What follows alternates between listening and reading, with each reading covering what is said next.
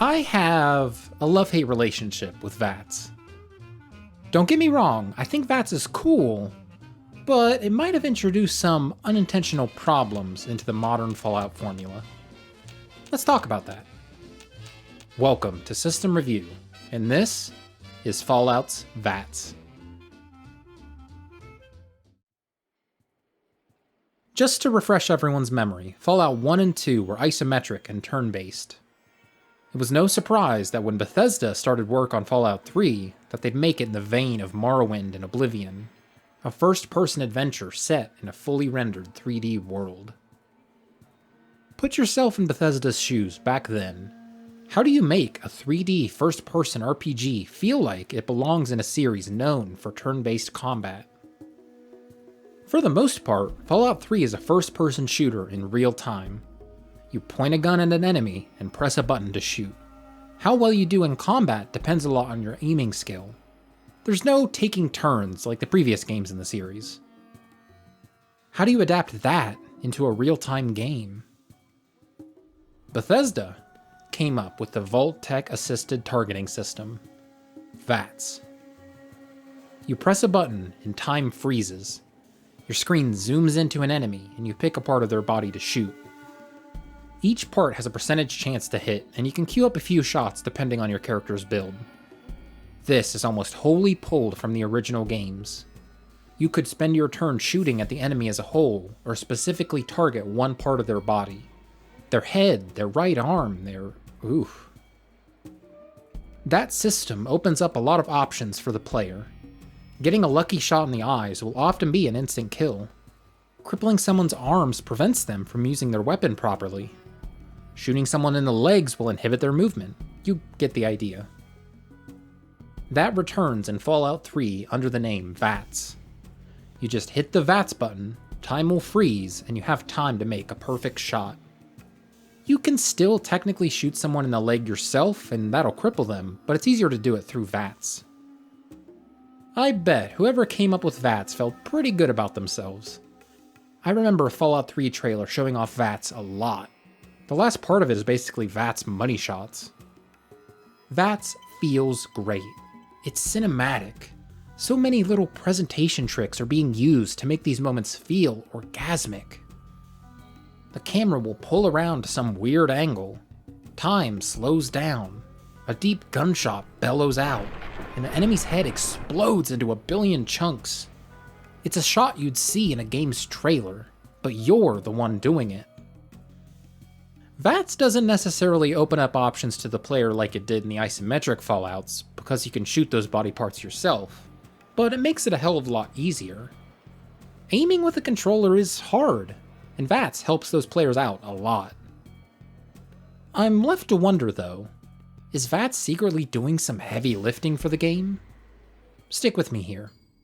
Shooting in Fallout 3 in New Vegas sucks. Not just because I like to play these games with a controller, but because of how the weapons feel. Call of Duty 4 Modern Warfare came out the year before Fallout 3, and those two are in different leagues when it comes to the feel of the weapons. Look at how the assault rifle just aimlessly slides from side to side as I fire. It's obviously some attempt at a spray pattern, but it doesn't feel like that.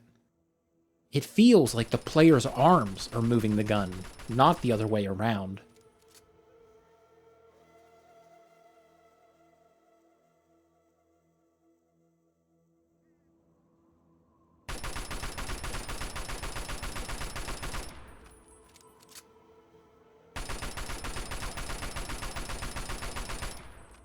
Now, look at the jitter of the M4A1 in COD 4.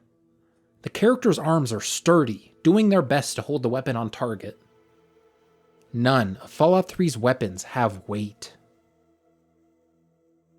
V.A.T.S makes it so you don't notice that. You watch the player character shoot someone compared to you shooting them yourself. I very much appreciate V.A.T.S in that I don't have to deal with the awful weapon feel when using it, but it kind of creates this divide in the gameplay. Modern Fallouts admittedly have a bit of an identity crisis.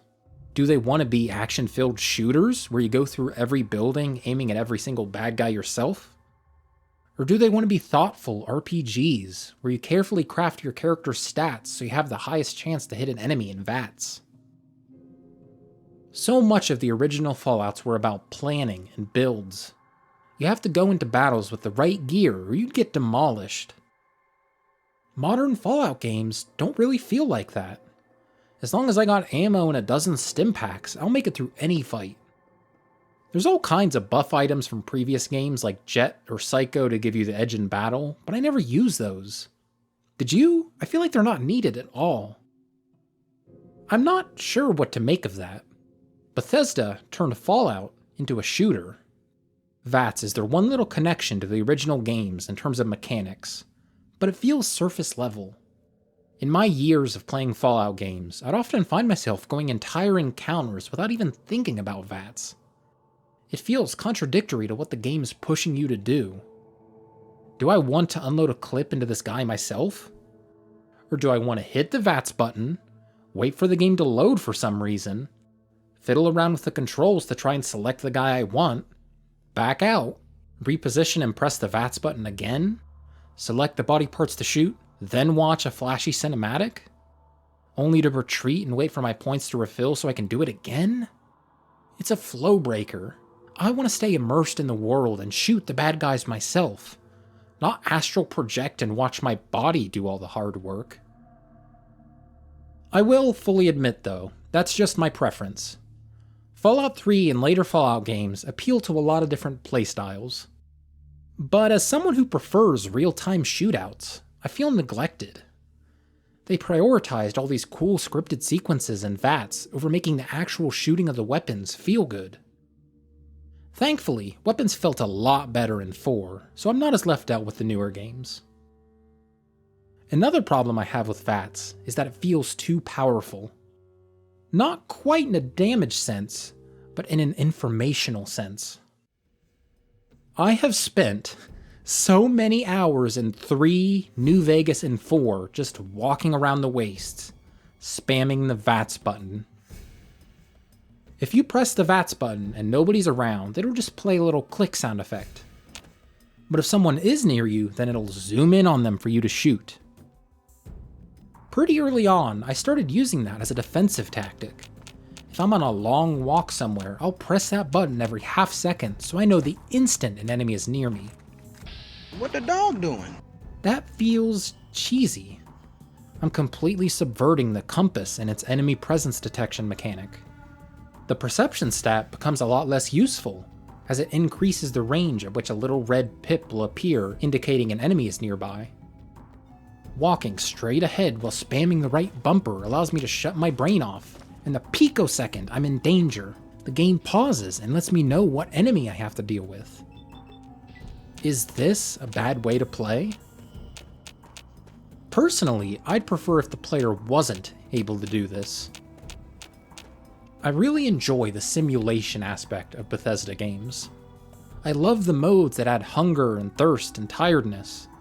I talked about this a little bit in my video on Daggerfall. I love to get immersed in these types of games, to really put my feet in the shoes of my character and treat it like a real world. V.A.T.S kinda goes against that. V.A.T.S is a twist on the fast sharpshooter trope you often see in media. Some guy will perfectly shoot a ton of targets in a row insanely fast and the audience is wowed at his skill. But how do you replicate that in a video game? A human can only aim so fast in real time, especially with a joystick or mouse. So instead of making the player aim quickly, they slow the game down. It's a perspective shift. Deadeye from the Red Dead Redemption games conveys that perfectly. It feels like the devs are being too charitable with the power fantasy here, letting the player target enemies from incredibly long distances. You probably wouldn't be able to actually hit them, but the information itself is valuable. It makes the player too powerful. Should the game point out an enemy a country mile away from you? I kinda like the idea of unknowingly stumbling onto a powerful enemy. You're forced to actually pay attention to the game and look for outliers in the scenery. And if you want an edge, you can put some more points into the perception stat to let you know there's an enemy in this general direction, but that's it. You don't know what enemy type and what level they are, but you can sense something off in that direction. I like how that gives you some information, but not enough to have full knowledge of what you're stumbling into. If I were to have my way and try to, quote, fix that, quote, problem, I'd make it so that pressing the V.A.T.S button enters you into the time-frozen screen regardless of enemy presence. That way you still have access to the body targeting stuff, but you can't really spam it to detect enemies anymore. It's still a bit of a power fantasy, but you don't feel like a god with perfect vision. I've been kinda harsh on V.A.T.S, but I think Bethesda did a pretty good job by it. They had an incredibly difficult job ahead of them back then, translating an isometric turn-based RPG into an FPS RPG hybrid, and props to them for trying to maintain some mechanical through line in the transition. V.A.T.S has some great and bad parts to it. On one hand, it's a spectacle you can't take your eyes away from. It's so satisfying to take a shot that has a low percentage to hit. You hit despite that, and the enemy's head turns into mush. On the other hand, it's representative of Fallout 3's identity crisis. Does it want to be this fast-paced shooter? Or does it want to be this methodical shooter, where you take your time and plan out where you want every one of your bullets to go? I don't know. Maybe I'm thinking about it too much. What I'm not thinking about too much is how I know you're going to like this video on Daggerfall. I brought up earlier how I'm really interested in the life simulation part of Bethesda games, and I really get into it in that video. I put it out right before more of Starfield was shown off, and it seems like a lot of my wishes might come true for that game. Thanks for watching. See you next time.